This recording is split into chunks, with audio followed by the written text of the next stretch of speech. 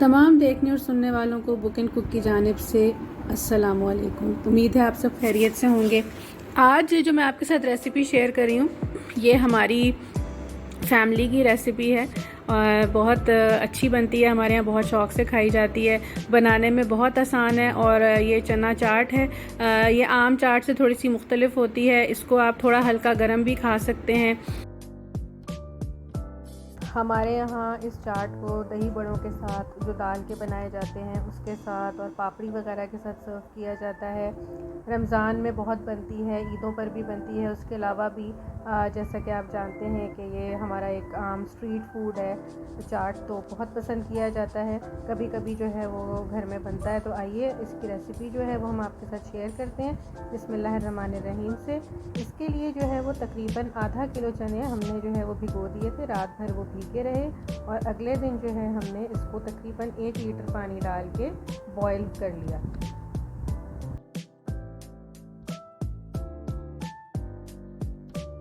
अच्छा जी, पानी शामिल हो गया है और 1 टीस्पून के बराबर मैंने इसमें नमक भी डाल दिया।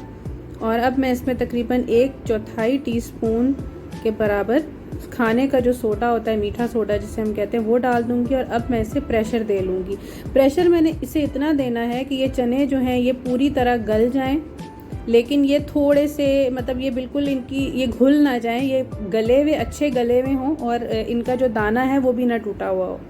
तो अब ये गल गए थे, मैंने इनको एक और पतीले में निकाल लिया। इसमें जो है तकरीबन मैंने 2 से 3 अदद बड़े साइज़ के जो आलू थे उनको मैंने क्यूब्स में काट के अब इस पानी में मैंने इनको डाल दिया है। और अब हमने इसका एक बनाना है मसाला। इसके साथ साथ मसाला ऐसे है कि जनाब 1 टेबलस्पून के बराबर जो है वो साबुत धनिया है और 1 टेबलस्पून के बराबर ज़ीरा है।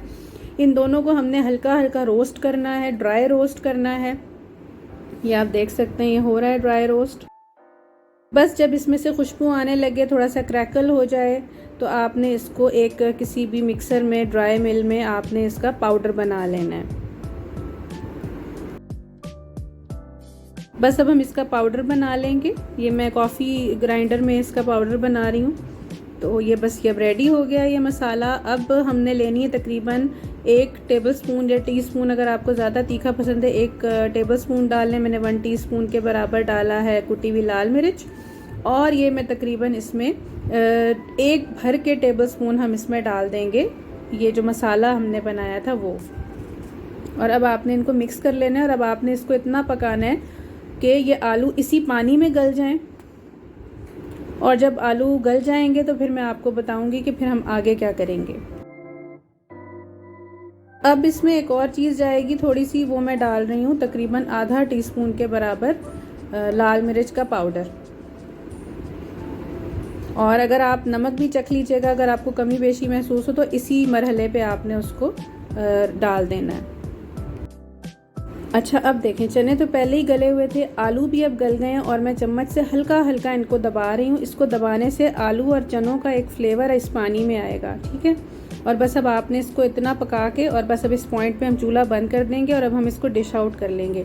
तो इसमें कभी कभी हम थोड़ा सा ज़्यादा पानी छोड़ते हैं क्योंकि ये पड़ा पड़ा पानी खुश्क खुद और पी लेता है। तो कभी कभी इसमें पानी नहीं भी इतना रखा जाता। तो जिस तरह से आपको पसंद है आप इसे सर्व कीजिए, पानी के साथ, कम पानी के साथ। आज मैंने इसमें पानी इतना नहीं रखा, तो आप ज़रूर बनाइए। इसे पापड़ी के साथ, दही बड़ों के साथ सर्व कीजिए। मैं इमली की मीठी चटनी की रेसिपी दे चुकी हूँ, वो इसके साथ बहुत अच्छी लगती है। हरी चटनी जो बनाई जाती है वो भी इसके साथ बहुत अच्छी लगती है।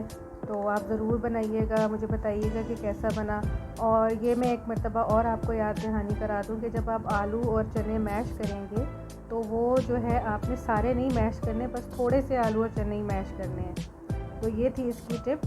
तो अब हम उम्मीद है कि आप इसे ज़रूर ट्राई करेंगे और हमें बताएंगे कि कैसी बनी। इसके साथ ही इजाज़त दीजिए, अपना बहुत ख्याल रखिए, हमें दुआओं में याद रखिए। अल्लाह हाफ़िज़।